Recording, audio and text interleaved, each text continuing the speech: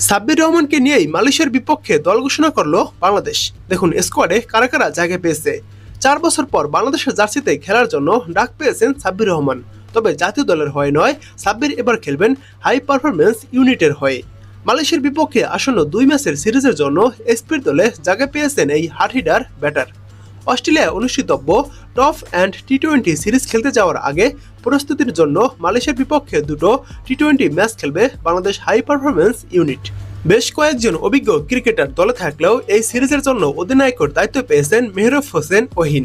বাংলাদেশ জাতীয় দলের টি-20 স্কোয়াডের নিয়মিত সদস্য শামীম হোসেন পাটোয়ারিকেও রাখা হয়েছে এই সিরিজের স্কোয়াডে। সর্বশেষ অস্ট্রেলিয়া সিরিজের দলে থাকা আব্দুল গাফফার সাকলাইনও আছেন এই সিরিজের স্কোয়াডে। 2টি টি-20 ও 3টি ওয়ানডে ম্যাচ খেলতে আগামীকাল ঢাকায় এসে পৌঁছাবে মালয়েশিয়া ক্রিকেট দল। 2 দিন অনুশীলন সেশন সেরে তারা মূল লড়াইয়ে মাঠে নামবে।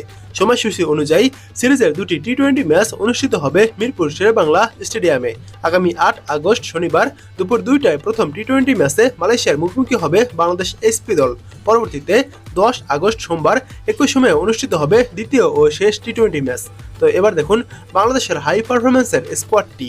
Number 1 Zishan Alam, number 2 Jawad Abrar, number 3 S M. Mehruf অধিনায়ক, number 4 Sabbir Rahman, number 5 Ariful Islam, number 6 Shamim Hossain Patwari, number 7 Mohammad Rubel, number 8 Mrittunjoy Chowdhury, number 9 Abdul Gaffar Saqlain, number 10 Abu Haider Rony, number 11 Shadhin Islam, number 12 Rakibul Hasan, number 13 Pritom Kumar, number 14 Mahfuzur Rahman Rabbi ও নাম্বার 15 রয়েছে ইকবাল হোসেন।